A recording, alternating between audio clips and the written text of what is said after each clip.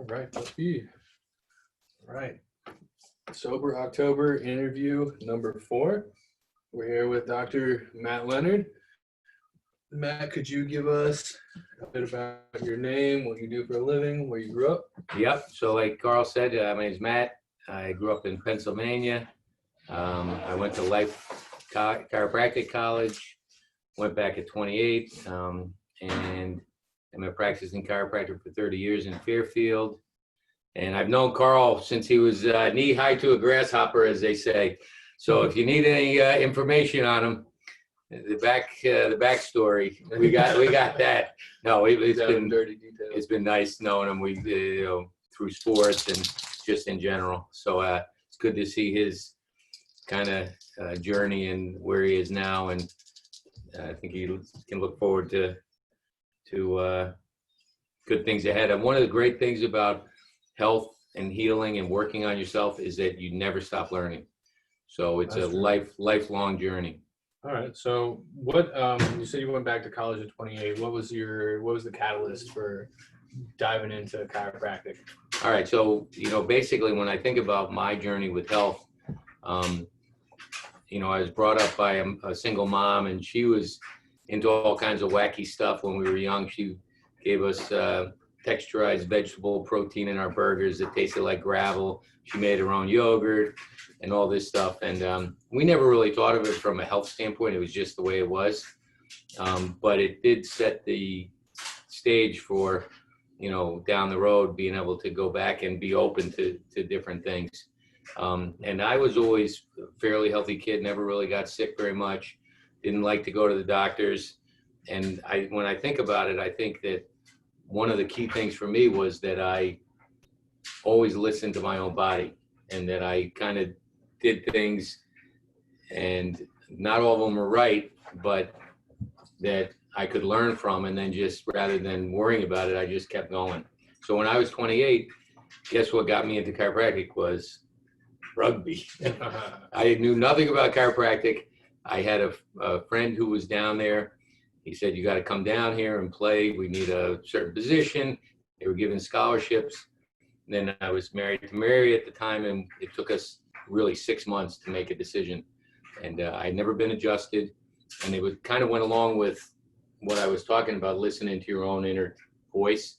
So we just made the decision, and it turned out to be a great decision. And especially when I got down there and I found out that they talked about, the 5 factors of health and taking care of yourself and letting the body heal from inside, we felt very comfortable down there. All right, so let's take it in a sort of different direction than most of the other ones. What have been some failures that you've had to overcome in terms of your health? You've tried a lot of things. I know you're always on the forefront of health and wellness and all that. So what hasn't worked? Well, I wouldn't know if I'm on the forefront. I'm constantly trying to learn, but basically when I was young, I was a little bit more reckless. I got a lot of injuries. I didn't take the time to rehab them and learn about really getting them back to 100%.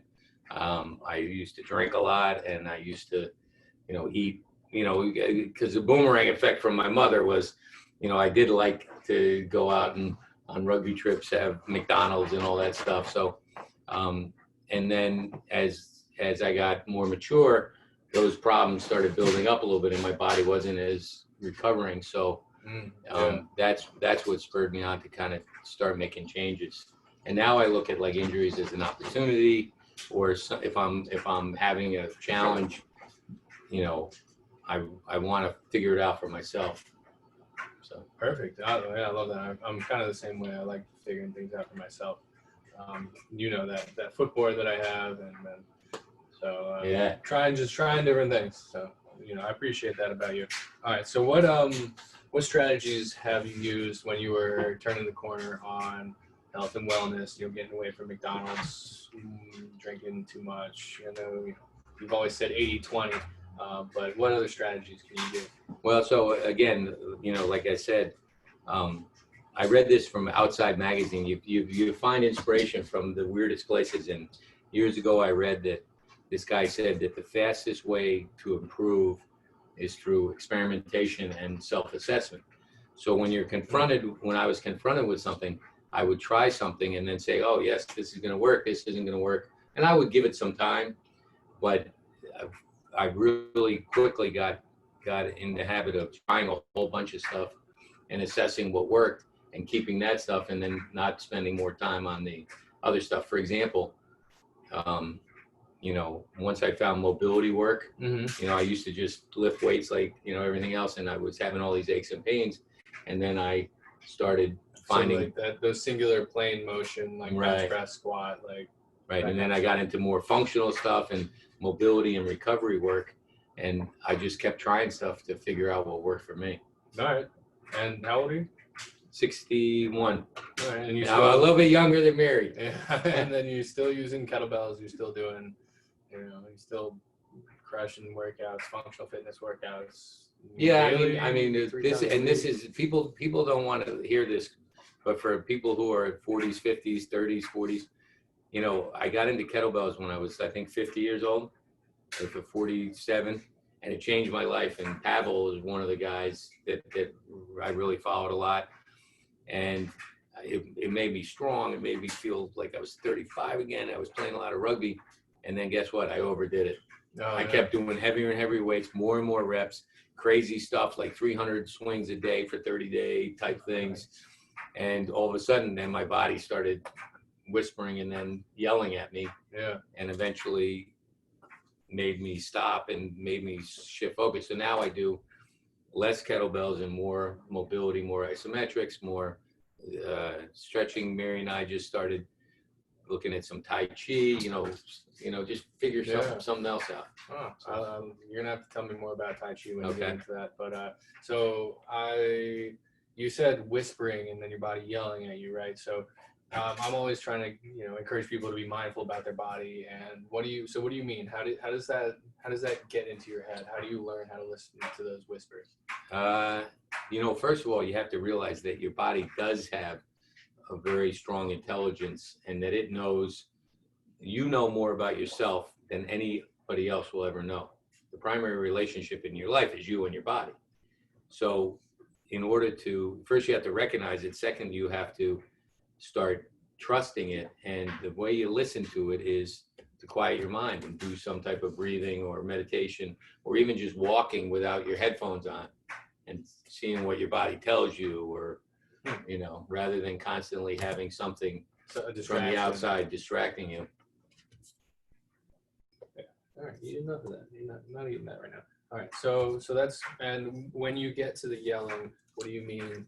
What is a yell from your body? Well, I mean, so just any type of injury, like I've had a problem with my left foot since I was 20 years old. And back then it would come and go, and I would be able to do everything I wanted. And then it got a little bit more and a little bit more. And then I thought I had it fixed, but then all of a sudden my knee started on that same side because it was moving differently. And then one day I couldn't do anything. I couldn't bend it. I couldn't move it. I couldn't run. I couldn't walk. And that was kind of my body's wake up call. And that was when I was 57 or 58 or 56.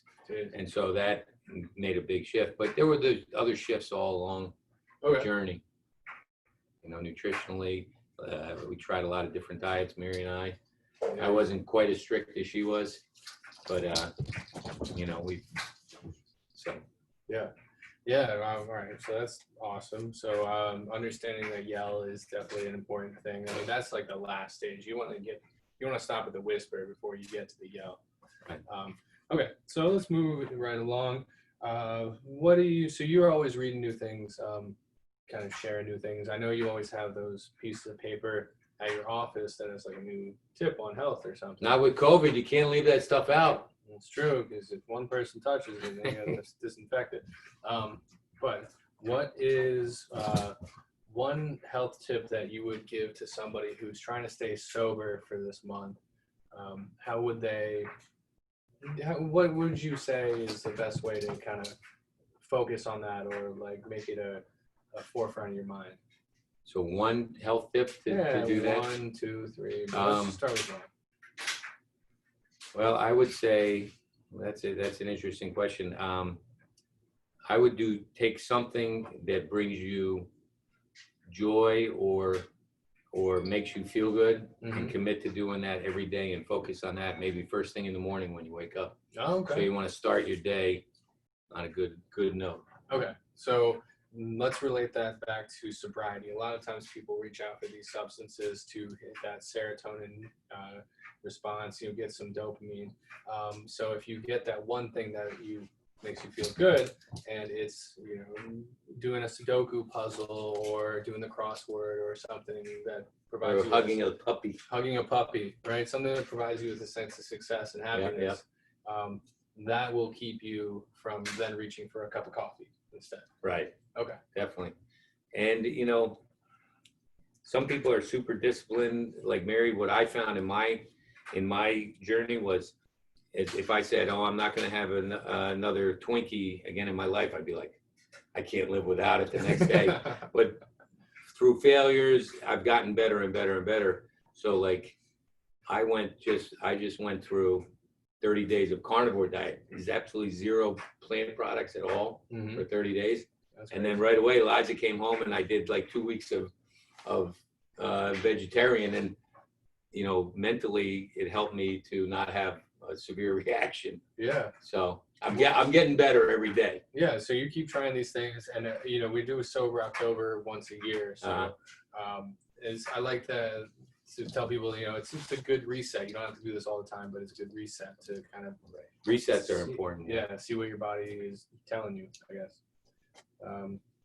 So how was that transition from eating only meat to vegetarian? Like what had changed in your body over those? Well, like I said, I didn't feel that much difference. Like, on the carnivore diet, a lot of people have trouble going to the bathroom or too much bathroom, and I didn't really have that.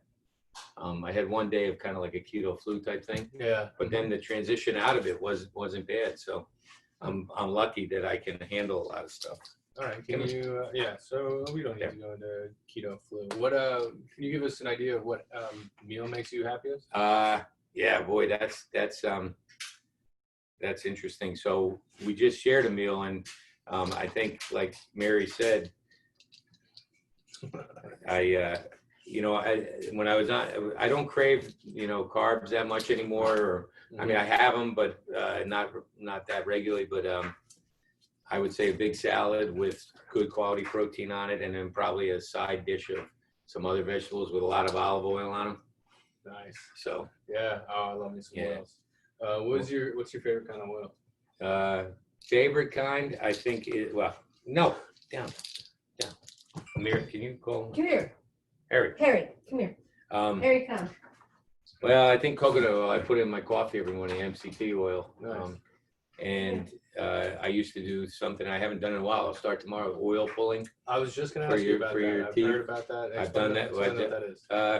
Basically, you take a tablespoon of before you wake up, before you do anything, even drink water, put coconut oil in your mouth, swish it around. It's supposed to get rid of some of the bacteria and prevent plaquing. Also, Ayurvedically, they say it does a lot of other good things for you. But again, it's just if you commit to it and you do it, it's good for you. Yeah, Ayurvedic medicine, not something we've touched upon yet, but we'll get there. All right, so awesome. That's really cool. I think I did that a couple of days. It was hard to commit to because I was drinking coffee, and at that time I was my first go-to was a cup of coffee with MCT oil. Love the bulletproof coffee. So what do you read? Who do you get your information from? It's so important to have people that you trust that can distill some information to you. I get a couple daily emails that are fantastic. Number one is the Daily Stoic, and number two is Daily OM. They send something to you that almost every day speaks to you. They're more spiritual and philosophical. And then as far as health stuff, currently, I've always been into Steve Maxwell. And I really like Peter Attia, who's an MD, Del Bigtree, who's, kind of more of a controversial guy. I really love right now the Foot Collective, which is out of Canada, and they have a really good model. And I think this is the model that we need to work on, and that you're working on. Is it's a group of, they were PTs, Okay. and they were sick and tired of seeing the system and how it's top down, and people weren't getting the help they wanted. Like, you go to the doctor and they don't give you any nutrition advice, et cetera, et cetera. Mm-hmm. So now they've started a thing called the Beam Tribe, which is like a balance beam. They sell beams, and they want everybody to share information on themselves. And they have really good podcasts and stuff on their websites, teach you how to fix your feet, which then goes up and gets better. Who else do I listen to? I listen to a lot of people. Yeah. So who would you like to see do a TED Talk or an interview? A TED Talk. Yeah, TED Talk. It's got a big stage, big screen, all the production, whatever you want. Wow, that's interesting. So most of the people I listen to are pretty famous. They probably already do TED Talks, but I would say even if you haven't seen it, who would you like to see? Yeah, that's a good one. I would say Dave Asprey, Bulletproof Executive. Cool. All right. Yeah, I've heard a lot of interesting things about that guy. I think he's one of the forefront people, at least in terms of on the commercial spectrum. Right. Yeah. That's awesome. Okay. So yeah, let's see what else. Yeah, in terms of all the questions I have for you, we're pretty much done. Do you have anything else that you'd like to share? No, but I'd just like to say, like Mary said, boy, you're doing a good service to people, and it's going to be a learning experience for you. And my next job is going to be a dog trainer. Down. I'm not doing so good at that. But it's been fun. But anyway, Carl, thanks so much. Yeah, thank you. Oh, that's great. Yeah, thank you very much. And that'll be it for Sober October number 4.